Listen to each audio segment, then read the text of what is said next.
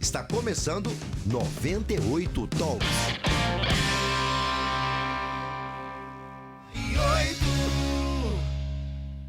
Atenção, rede. Começa agora 98 Talks, uma conexão direta da 98 Live com a Rede Mais Record TV. Muito boa noite, está entrando no ar o 98 Talks desta quinta-feira, dia 24 de março de 2022. Eu sou o Vitor Duarte e, como já disse ontem, estou cobrindo aí as vezes de apresentador do 98 Talks, já que Paulo Leite, nosso querido e amado Paulo Leite, está em folga merecida, está de volta na segunda-feira, viu? Por enquanto, eu sigo aqui no comando do 98 Talks, que é sempre num oferecimento de distribuir higiene, produtos e soluções inovadoras em limpeza, higiene e desinfecção para a sua empresa. É só acessar distribuirhigiene.com.br. Você acompanha todas as principais notícias de Minas, do Brasil e do mundo no nosso site 98live.com.br. Participe com a gente pelo WhatsApp, claro, da 98 99316 9898, DDD é o 31. Pode mandar mensagem pra gente também nas nossas redes sociais, sempre @rede98oficial, ou se preferir, vá até o 98live.com.br, faça seu cadastro, entre na área chat e converse com a gente que eu vou ler sua mensagem aqui durante o programa. Estamos conectados também com a Rede Mais, a afiliada Record TV em mais de 200 municípios, norte de Minas, sul de Minas, Zona da Mata Mineira, 200 municípios conectados conosco aqui, mais a Rede 98 ligando aqui a região metropolitana de Belo Horizonte. Antes da gente começar, vou dar um recadinho pra você: cuidar da higiene e desinfecção do seu negócio é essencial, né? Ninguém entra em hospitais, clínicas, indústrias, hotéis se a limpeza não estiver em dia. Por isso, conte com quem é especialista em produtos e soluções inovadoras, unindo alta performance e economia. Eu tô falando da Distribuir Higiene, indústria com distribuição em 7 estados. É só acessar, então, distribuirhigiene.com.br. Vou começar dando boa noite, então, para ele, Antônio Claré Júnior. Boa noite, bem-vindo ao 98 Talks dessa quinta. Boa noite, Vitor. Como é que estão as coisas aí? Boa noite, Camila. Boa noite, Luiz Fernando. Satisfação em estar aqui conosco, com o pessoal que nos acompanha aqui no Talks nesta quinta-feira. Maravilha! Camila Dias, a nossa mais nova integrante do 98 Talks. Boa noite, boa quinta-feira. Olá, boa noite, Victor. Boa noite, Clara. Boa noite, Luiz Fernando. Boa noite a todo mundo que nos escuta e nos assiste nessa noite um pouco fria, um pouco quente. Tem hora que eu sinto calor, tem hora que eu sinto frio. Não sei o que está acontecendo. Direto de Varginha, ele, Luiz Fernando Rocha. Boa noite, Luiz. Boa noite, meu querido Vitor Duarte. Nós estamos aqui direto de Varginha, sentindo frio esses dias. Boa noite para você, para os nossos colegas da mesa aí, quem nos acompanha de casa. Vitor, você está com o seu telefone, o seu áudio, desculpa, muito baixo, muito baixo. Eu achei até que era o meu retorno aqui que estava baixo. Aumentei pra caramba na hora que o Claré entrou rasgando. Eu acho que o seu áudio tá com algum probleminha aí, talvez o microfone que você escolheu aí, amigo. Dá uma olhada aí se não é... Eu também achei. Dei um ganho aqui, não. Melhorou? Melhorou agora? Estão conseguindo me ouvir? Tá, vambora então? Melhorou bem. Bacana. Vamos lá, Bacana boa demais. noite pra você, boa noite pra todo mundo que nos acompanha. Beleza, olha só. Confronto na Ucrânia, Rússia e Ucrânia completando um mês. Daqui a pouquinho tem entrevista no 98 Talks. A gente vai conversar com um missionário que está direto da Ucrânia. Ele está ali entre a Ucrânia e a Romênia, fazendo essa ponte aí. Vai passar um pouquinho de como que tá o panorama lá, fazer um panorama, né? Passar um termômetro pra gente de como que tá a situação lá na Ucrânia, né? Essa crise humanitária que gerou aí essa invasão da Rússia lá no país vizinho deles. Então vamos lá, olha só, começando então com esse assunto, mas antes da gente chamar o nosso entrevistado, o ministro das Relações Exteriores do Brasil, Carlos França, defendeu a visita do presidente Jair Bolsonaro à Rússia, nessa visita que aconteceu dias antes da guerra na Ucrânia. Ele criticou as sanções impostas ao país após o início do conflito, que completa, como eu disse, um mês nesse dia de hoje. O ministro discursou em sessão que tratou da crise no leste europeu no Senado Federal. França disse que a prática brasileira é promover a paz e que as consequências das sanções contra Moscou devem, em médio prazo, recair sobre nações em desenvolvimento do que sobre a própria Rússia. Ele falando aí que essas sanções vão acabar afetando mais os países em desenvolvimento do que, de fato, a Rússia. Vamos lá, então. Afinal de contas, começar com você, Luiz. Essas sanções são ilegais mesmo, como diz o ministro? Vitor, ilegais elas são, né? Elas seguem a autonomia e a soberania de cada país. O país, se o Brasil quiser hoje dizer que não negocia com quem conversa com a Venezuela, com a Argentina, o Brasil vai fazer. É uma insanidade. Geralmente as sanções são uma insanidade. Nesse caso específico da guerra da Rússia contra a Ucrânia, as sanções têm acontecido de parte a parte, né? O governo russo também já anunciou sanções contra o governo e alguns membros do governo norte-americano, incluindo o presidente Joe Biden. É uma insanidade. Os Estados Unidos fazem isso historicamente há muito tempo e geralmente de uma maneira não, a gente pode dizer, não muito humanizada, né? Eles fizeram isso com a Líbia, fizeram com a Síria, fizeram com o Afeganistão, com o Iraque e continuam fazendo historicamente sem que ninguém se incomode tanto, né? Eu acho que nesse caso específico o Brasil está assumindo uma posição agora do Itamaraty um pouco mais alinhada com a posição do presidente da República, já que semanas atrás a gente notou aí que as informações estavam meio desencontradas. Isso também não é novidade não, tá? Lá atrás, em outras eras, a presidência da República e o Itamaraty já conversaram, já falaram linguagens diferentes, curiosamente em relação também às sanções aplicadas pelos Estados Unidos. Nesse caso específico agora, eu acho que pelo menos as declarações estão ficando mais alinhadas, né? Não que isso seja bom necessariamente, né? Acho que é perigoso e o Brasil tem que ficar um pouco mais atento ao cenário internacional, porque o Brasil precisa se comunicar e negociar com todos esses países. O comércio do Brasil depende deles. Antônio Claré, você acha que o ministro está certo aí em defender essa visita de Bolsonaro, que aconteceu ali logo antes, né, do conflito começar lá na Ucrânia? Você acha que está certo ele defender a visita do Bolsonaro e está certo também em fazer essas críticas às sanções internacionais aí impostas à Rússia? Acho que está certo, sim. A gente tem que ser crítico, mas a gente tem que ser pragmático. Bom, primeiro que ele é ministro do Bolsonaro, né? Ele não vai fazer uma crítica ao chefe dele diretamente, mesmo porque tem formas de enxergar essa visita.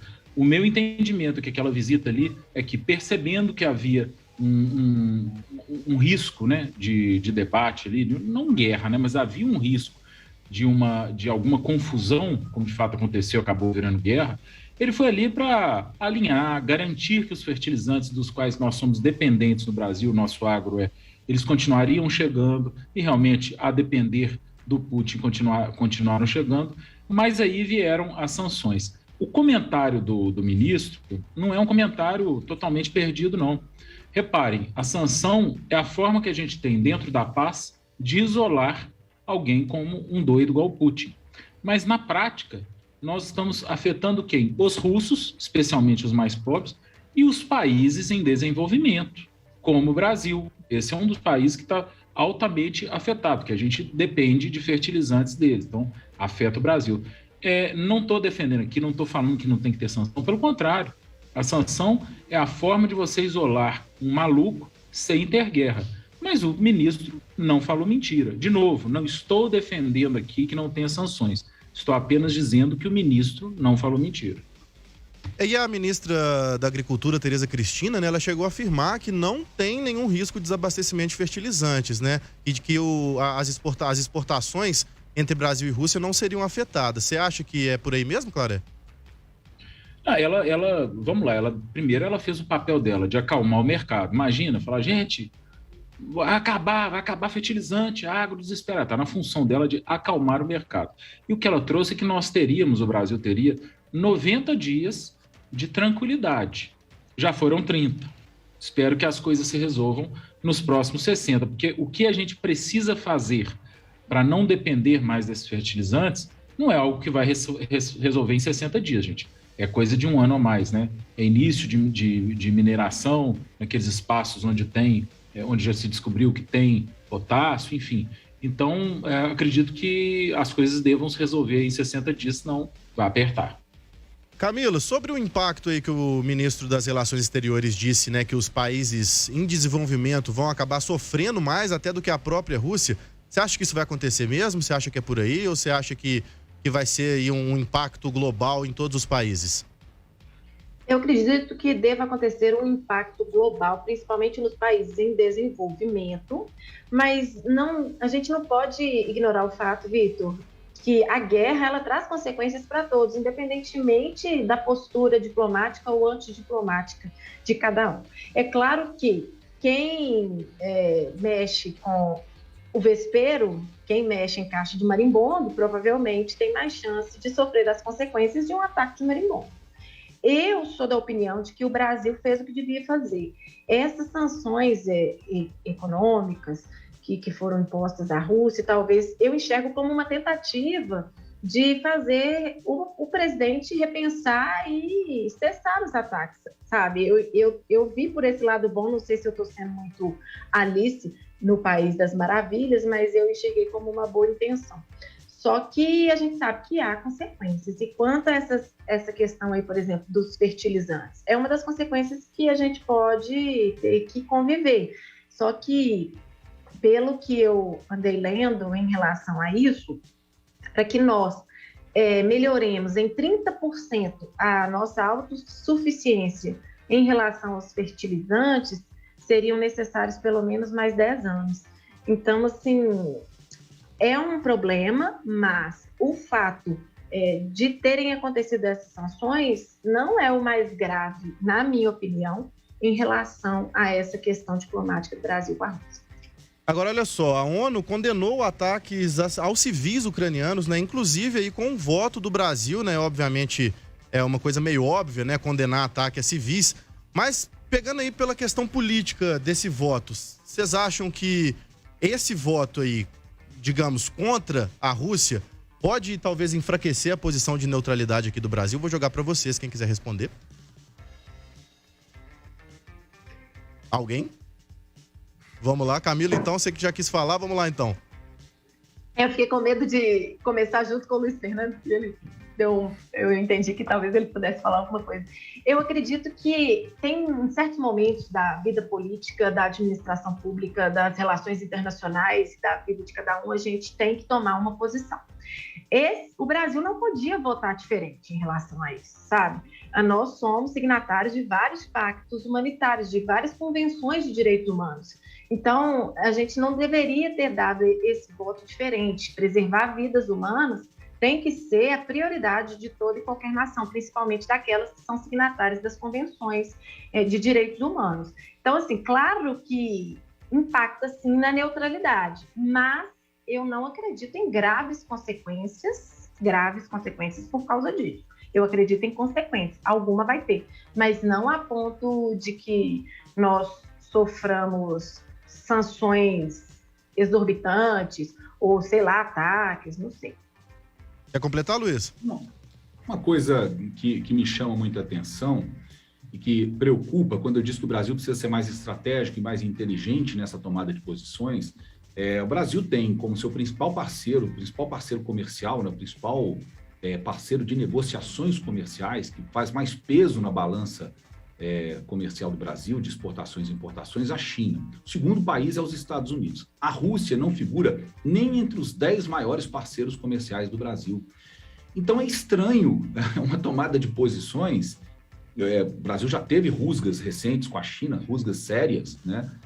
Que envolveu, inclusive, o embaixador chinês no Brasil e discussões, bate-bocas de Twitter com representantes do governo federal e filhos, né, do presidente. E agora uma posição claramente contrária aos Estados Unidos. Eu não estou defendendo que os Estados Unidos estão fazendo certo, não, gente. Eu acabei de criticar os Estados Unidos pelas sanções que eles aplicaram em outros países, sanções desumanas, e por sanções que eles deixaram de aplicar também, né? Quando a ONU estabeleceu que a invasão, que a ação de Israel na Palestina era ilegal, e os países da ONU se moveram para algumas sanções contra Israel, os Estados Unidos, dentro do Conselho de Segurança da ONU, sempre votou contra essas sanções, sempre votou a favor de Israel. Quando o mundo tentou aplicar sanções contra a Arábia Saudita pela invasão do Iêmen, os Estados Unidos foram contrários a essas sanções. A Arábia Saudita é o maior importador de armas dos Estados Unidos. Então, eles tomam decisões relacionadas às sanções de acordo com a maré e com o interesse econômico deles. Mas, nesse caso específico, talvez o Brasil devesse ter um pouco mais de atenção e manter uma posição mais neutra, pelo menos em relação à atuação dos Estados Unidos. Acho que o Brasil tem que tomar posição, mas tem que ser um pouco mais estratégico, um pouco mais inteligente, sim.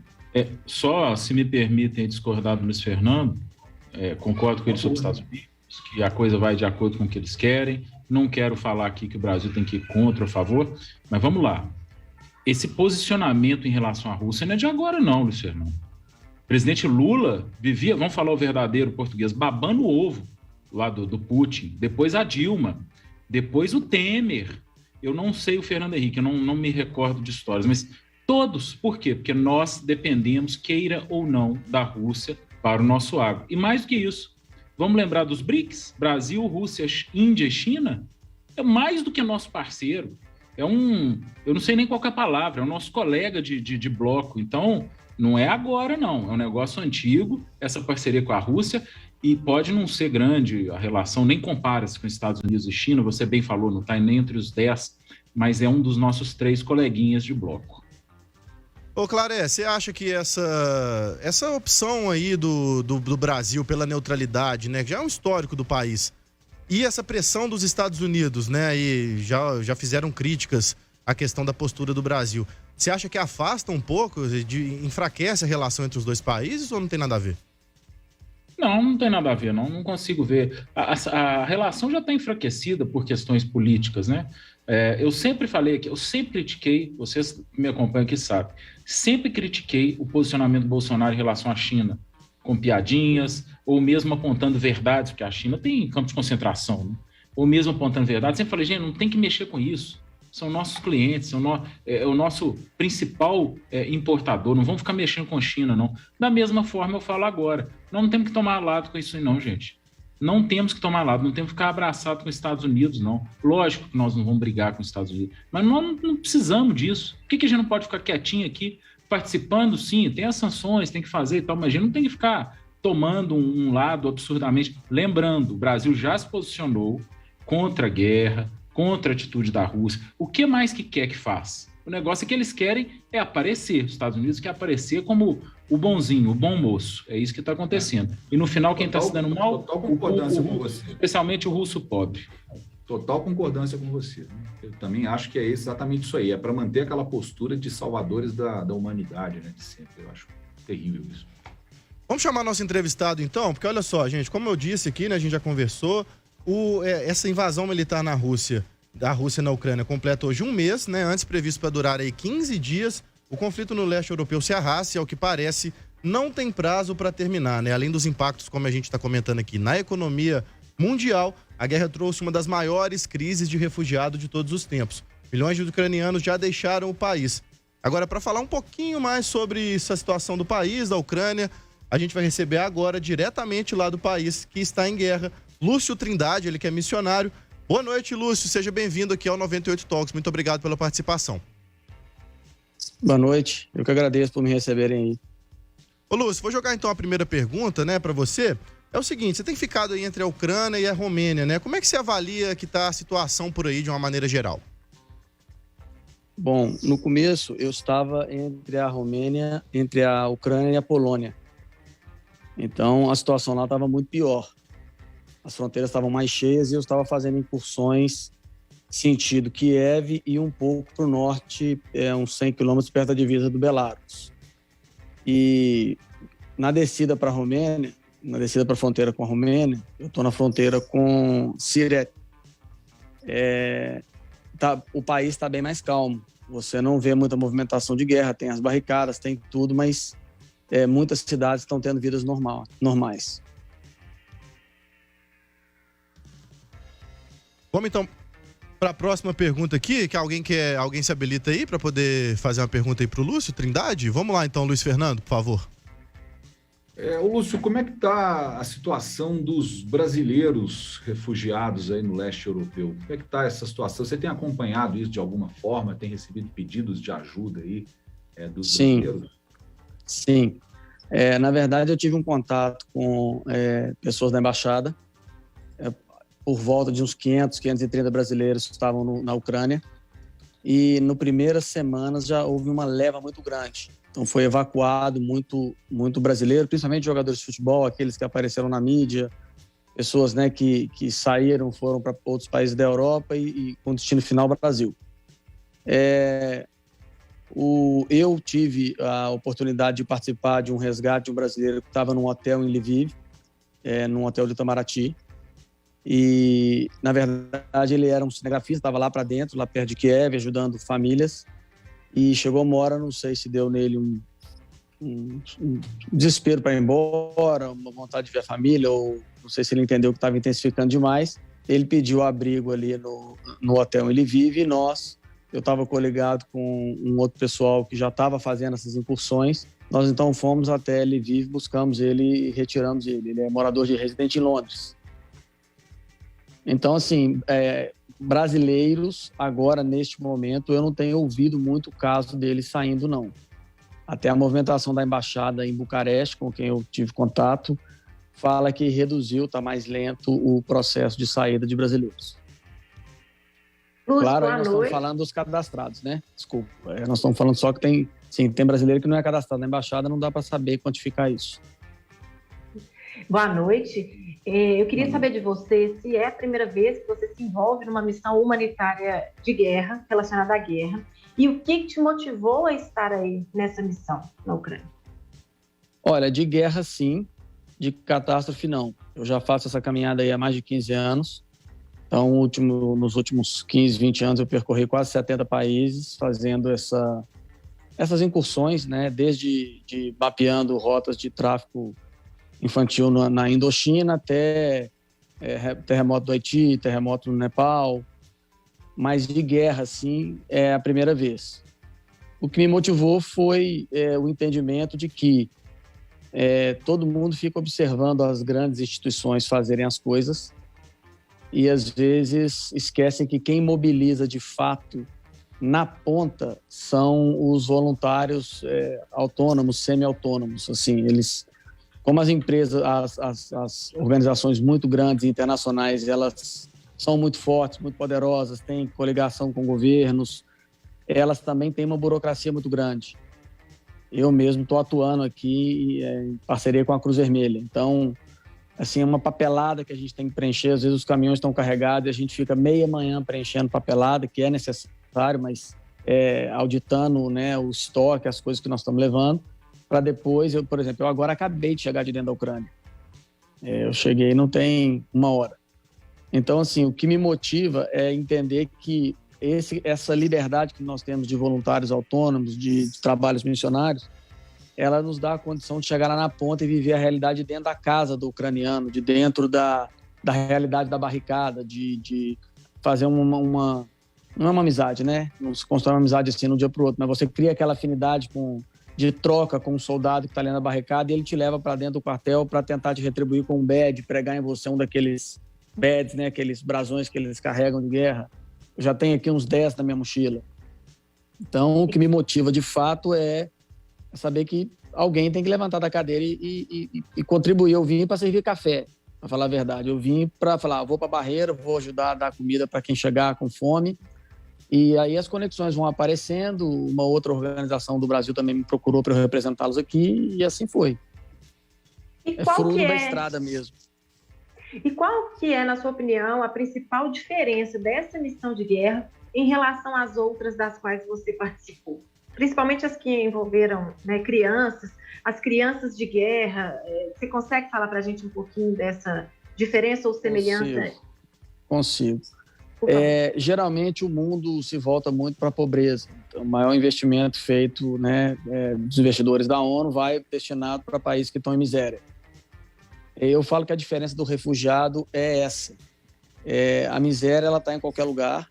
Todos os países do mundo nós temos miséria. Do lado da nossa casa aí, né, em Belo Horizonte, ou onde vocês moram aí no Brasil, tem algum nível de miséria. Agora o refugiado não. O refugiado, ele é uma pessoa... eu já tive também lá no Quênia, perto dos campos de Dadaab. O refugiado, ele é um indivíduo, às vezes um empresário muito bem sucedido, médico, dono de uma clínica, de um hospital.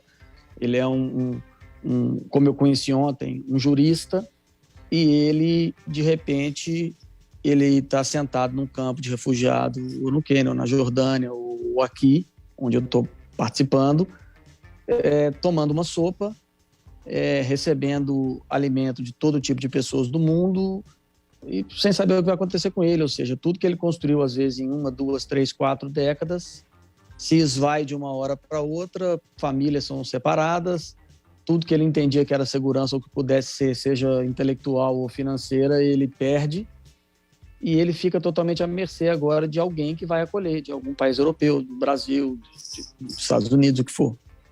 Então, a diferença do refugiado, eu acho ela muito gritante, né? Porque a gente está acostumado a estender a mão para aquele que vem de um cenário de pobreza grande ou de um país que está mal posicionado, que tem uma corrupção grande, que a pobreza é uma marca. Agora, o refugiado é muitas vezes uma pessoa, principalmente aqui nessa guerra da Ucrânia, eles são arianos, eles são de olhos azuis, eles têm, né, os países pré-comunistas, eles tinham uma educação muito mais forte que a do Ocidente, e de repente esse cara está passando com família, com filho, com todo mundo, e no caso da Ucrânia ainda está passando só mulher e filho. Entendi. Ô Lúcio, boa noite, aqui é o Claré. Uma pergunta minha mesmo, bastante curiosidade sobre isso. A gente já perguntou para um outro brasileiro que a gente recebeu aqui logo no início, né? Ele até morava lá em Kiev, né? Kiev, não sei como é que se diz o correto. Eu queria que você falasse um pouco sobre o clima na Ucrânia, né? Você acabou de chegar de lá, você está dizendo aí que acabou de chegar. Como é que é esse clima? Porque nós brasileiros, não como você, que tem grande experiência, mas nós brasileiros que estamos aqui no Brasil, vivemos no Brasil, a gente não tem muita noção. Vou falar aqui, vai parecer bobo, mas é mais para explicar a resposta que eu busco. Você está andando lá, de repente passa um caça, ou estoura uma bomba, ou é mais uma questão de expectativa negativa, de ansiedade? Queria que você falasse um pouco sobre essa questão do clima. Olha, a minha amostragem é muito pequena, né? Eu fui no máximo, acho que 5 ou 6 cidades, fiz umas 6 ou 7 incursões e vou fazer até o dia de ir embora mais umas 3. Oi? Pode seguir, estamos te ouvindo. Tá, então, a minha amostragem é pequena, mas o que eu digo assim, de fato, por estar em clima de guerra e pelo cara do outro lado ser um louco que está pronto para apertar um botão vermelho que ninguém sabe quando e como, né? A gente está vendo a escalada disso. Por exemplo, eu tive em Jitomer tem poucos dias e eu acabei de ver aqui na CNN que lá começaram a explodir bombas. Eu estava em Lviv, eu saí de lá no outro dia, bombardearam o aeroporto. Então, assim, de fato, na hora que você passa da fronteira para a Ucrânia, existe uma tensão natural. Eu conversei com muitos ucranianos, eles falam assim, eles estão naquele movimento nacionalista, então eles querem lutar. Hoje eu conversei com um cara que era piloto de uma aviação russa e ele está aqui, ele está esperando chegarem 28 ou 29 MiGs para eles aí, que segundo o que ele falou era esse avião que viria, para ele voar e combater lá. Então, assim, está todo mundo generalizado, todo mundo está, assim, amando o Zelensky, mas é um clima tenso, ou seja, quem está lá, do lado leste lá, é o que a televisão está mostrando mesmo. Do lado do meio do país para cá, existe aquela tentativa nas cidades do sudoeste de manter a vida normal, de falar menos do assunto com menos apavoramento, mas, assim, de fato, existe uma nuvem de tensão. E eu, como brasileiro, que teoricamente não sou ucraniano, não tem nada a ver com isso, estou aqui para fazer um trabalho humanitário, eu, em alguns momentos das minhas travessias por aí, dá aquele frio na espinha, assim, de falar assim, é claro que eu sei que eu não estou mirado para ser alvo, que eu estou em movimento, que eu sou um carro pequeno andando, que às vezes eu estou num comboio de no máximo 5 carros, levando mantimentos, mas de vez em quando dá aquele friozinho na barriga, sabe? De você falar assim, tudo pode acontecer, né? Ô Lúcio, tem uma pergunta para você aqui. A questão dos corredores humanitários, né? Foi inclusive um alvo aí da negociação entre os países, né? Acabou acontecendo, né? A Rússia aí concordou, né, com esses corredores humanitários. Você chegou a ver? Você sabe como que tá a situação desses corredores? Eles têm funcionado? Como que tá isso? Eu sei como tá. Eu sei que ele tá para inglês ver. Assim, de fato, eles não aconteceram, pelo menos por onde eu passei, com quem eu conversei.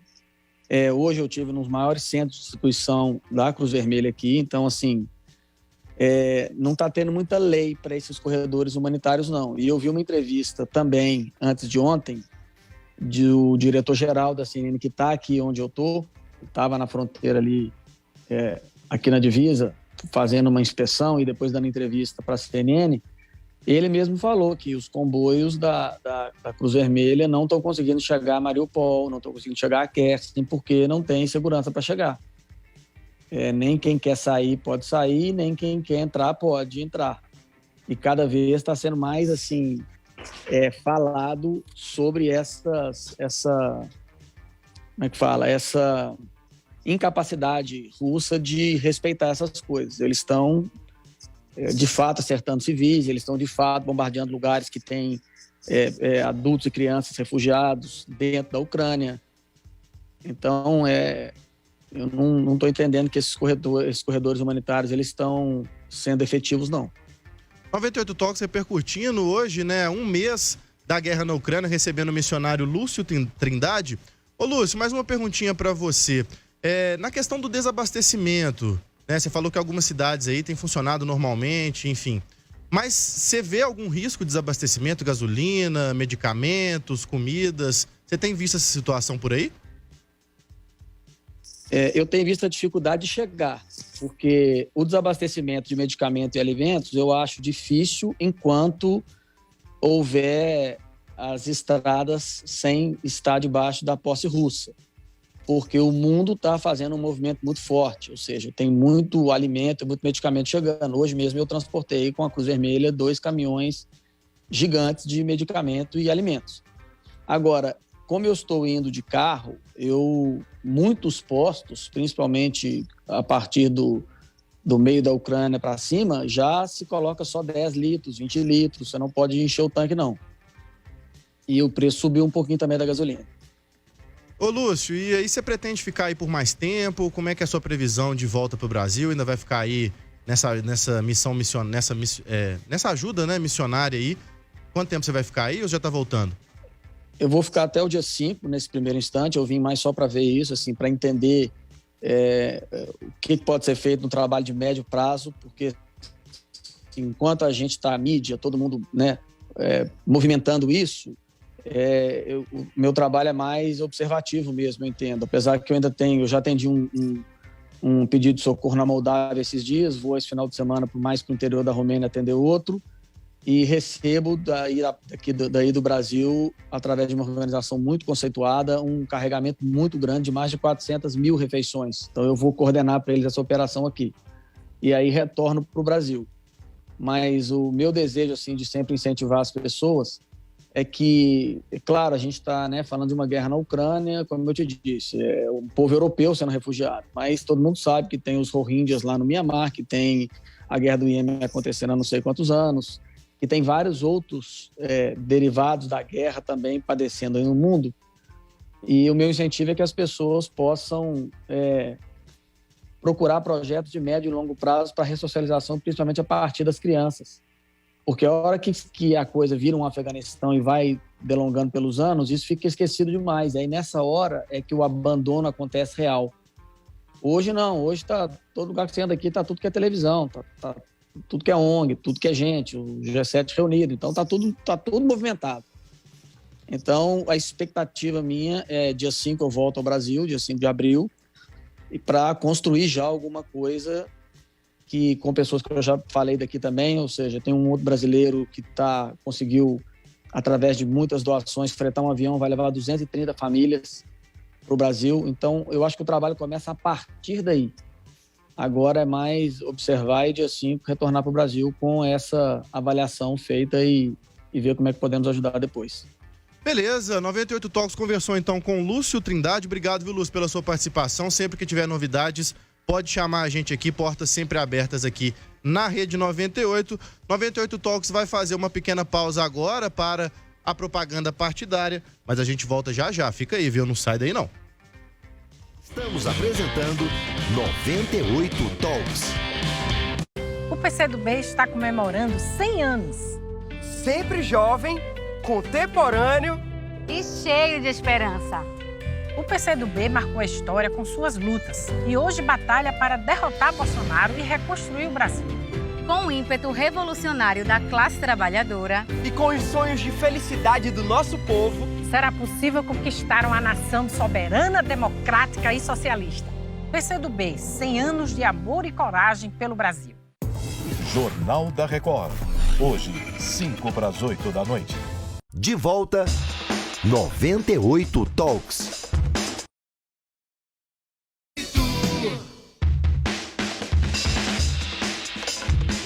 Estamos de volta com 98 Talks. Falei que era rapidinho, né?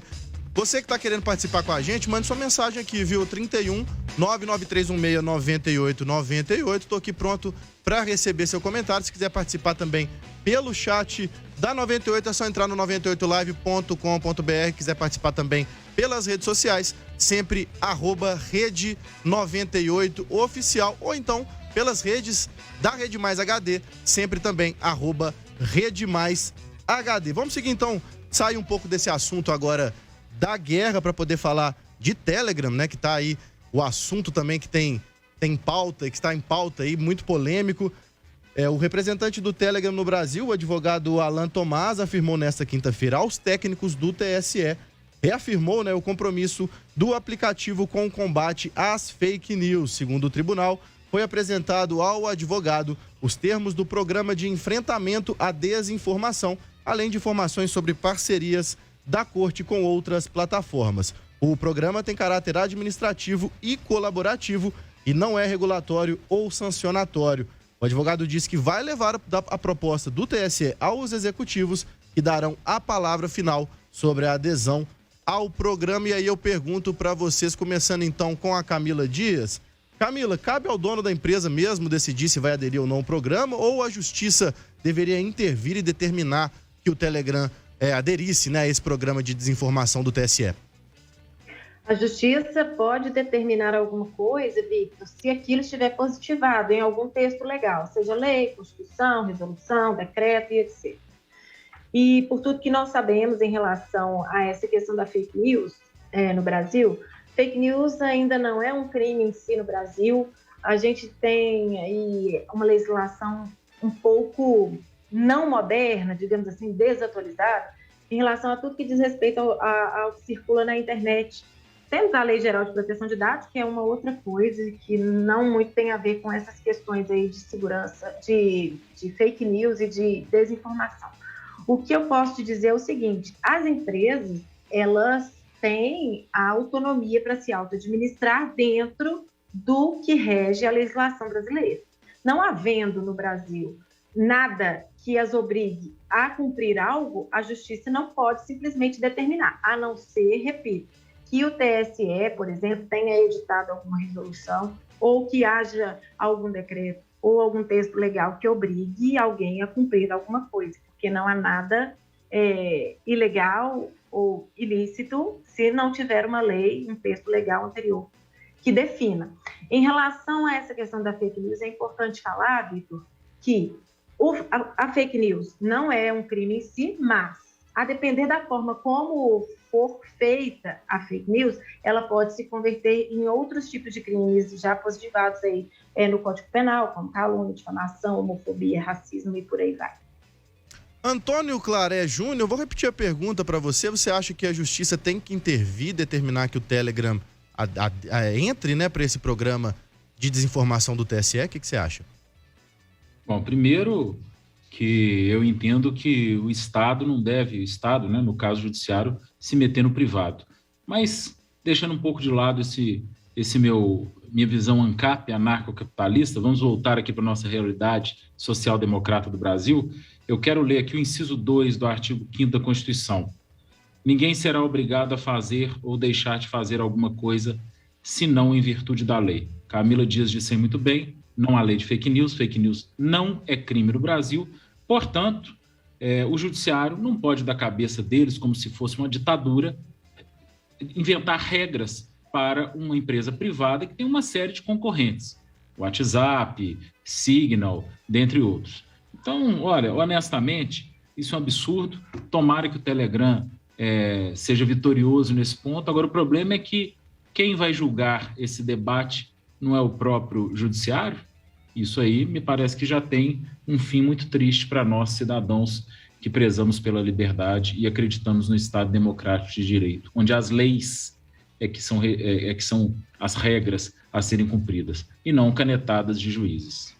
Luiz Fernando Rocha, cabe a quem analisar o que é fake news, o que não é, porque pode, às vezes, ser um subjetivo, né, essa questão. O que você acha? Para quem que cabe decidir o que é fake news e o que não é fake news?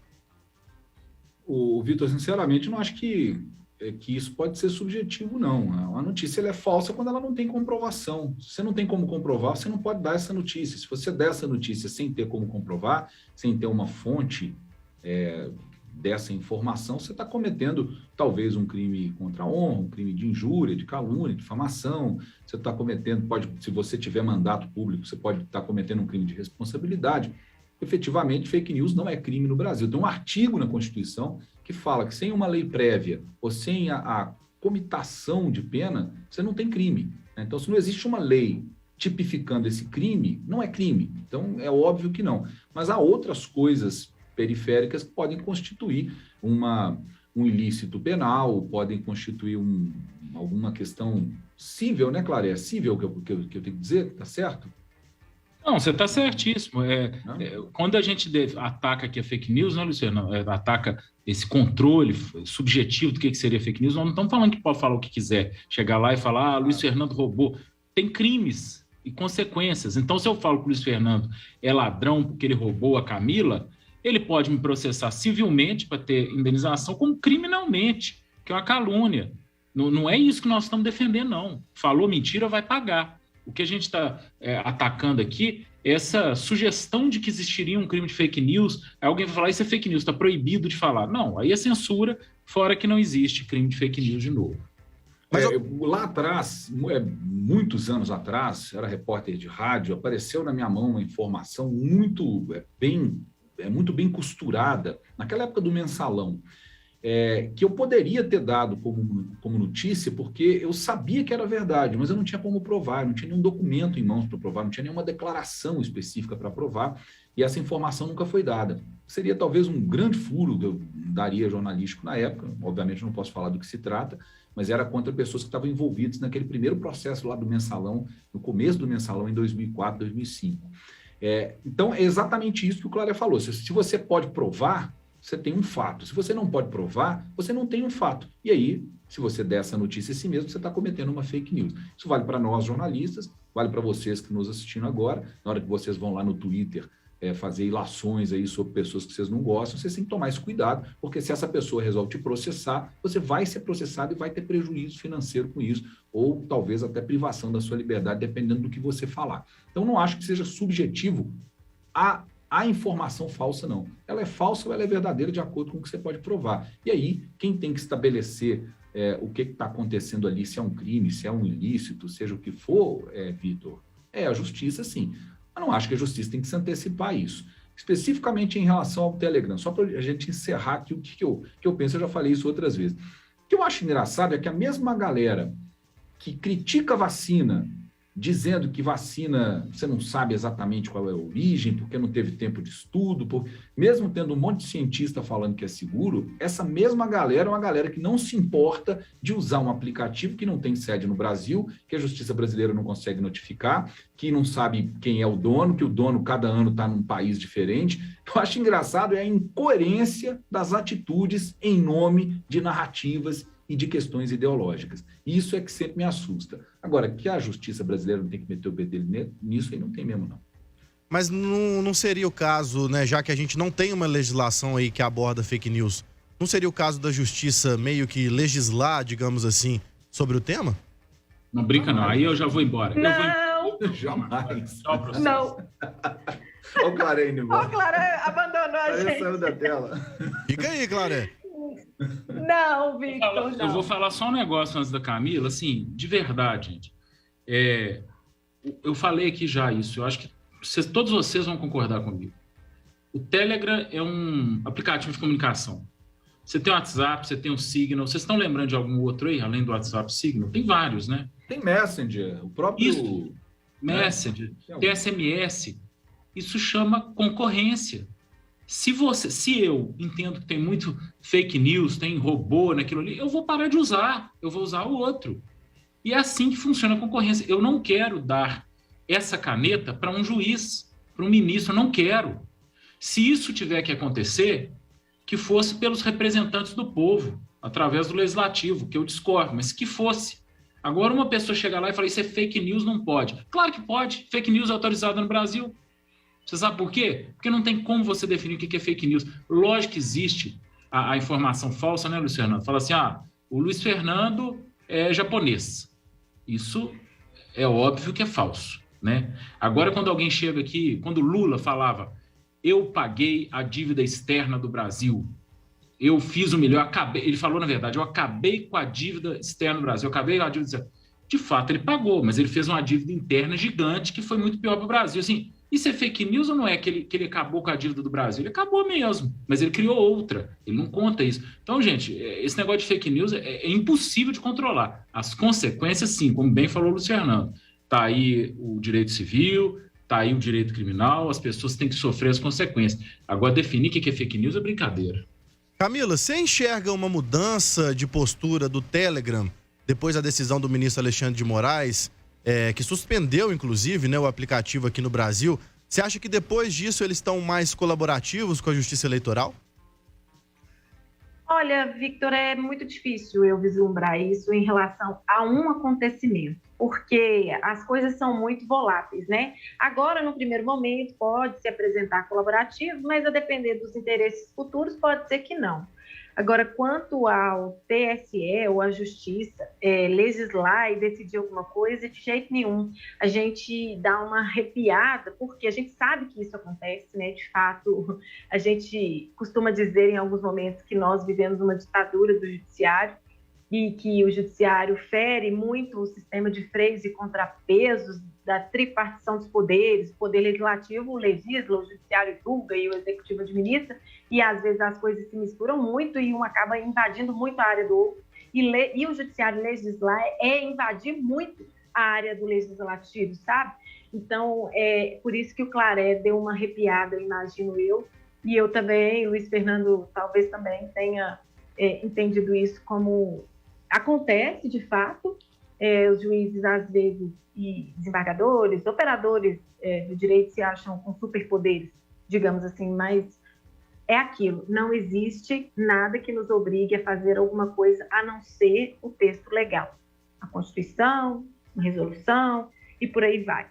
Então, eu não acredito em mudança de postura, não. Eu acredito numa questão momentânea para talvez apagar um pouco o incêndio, mas que, a depender dos interesses econômicos, as coisas voltem a funcionar como estavam funcionando. E é aquilo que o Claré falou da concorrência, que o Luiz Fernando também fala, e que nós falamos também durante a semana, que há uma linha muito tênue entre essa regulação que tentam impor aos aplicativos e a liberdade de comunicação, de expressão, a censura, porque quando o Alexandre de Moraes mandou com que se fechasse o Telegram para punir o Telegram, ele não puniu o Telegram somente, ele puniu todo mundo que usa o Telegram, inclusive pessoas que não praticam nada ilícito e irregular no Telegram. Apesar de eu achar, gente, que quando houve a medida judicial, né, a partir do STF, para que o aplicativo encerrasse as atividades no Brasil, já houve isso antes também em relação ao WhatsApp, inclusive medidas por instâncias inferiores do judiciário. Tá? Eu até acho que nesse caso ele não está legislando, não. Ele tomou uma medida que ele entendeu como emergencial para provocar uma reação do aplicativo, uma resposta do aplicativo que simplesmente não respondia aos questionamentos da polícia, da justiça brasileira, e acabou dando até certo, né? Foi isso que eles fizeram. Independente de concordar ou não com a medida tomada pelo ministro Alexandre de Moraes, eu acho que isso especificamente não foi legislar. Porque, não, mas desculpa, sinceramente, nenhuma hipótese, desculpa, Camila, só para eu concluir assim, nenhuma hipótese, em nenhuma instância, em nenhuma hipótese, o judiciário pode legislar. Ele não está lá para isso. Né? Quem legisla é quem a gente elegeu para isso. A gente pode ter eleito errado, a gente pode votar errado, como eu acho que o brasileiro vota, mas ainda quem detém o poder de legislar é o poder legislativo. o Poder Executivo pode legislar, mas ainda tem que ser aprovado pelo Legislativo. Não há possibilidade de outro poder legislar, porque isso é o que está clarissimamente bem definido pelas funções de cada um desses 3 poderes aí. Então, não é zero possibilidade de qualquer brasileiro sadio mentalmente aceitar a possibilidade da justiça legislar sobre qualquer assunto. E quando eu falei legislar, Luiz Fernando, eu não me referia especificamente à questão do Alexandre de Moraes, não. Eu citei como exemplo o que aconteceu essa semana, mas é em virtude da pimenta que o Vitor jogou aí para a gente quando ele fez essa pergunta, e eu sei que é para dar uma comentada.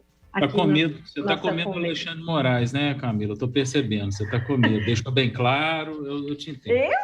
Eu não, nem conheço a pessoa. Você acha que eu vou ter medo de alguém que faz plágio de monografia? Quer dizer, né? Disseram que é isso. Eu não. Disseram. Ô, Luiz... Disseram por aí, não sei se é fake news, não.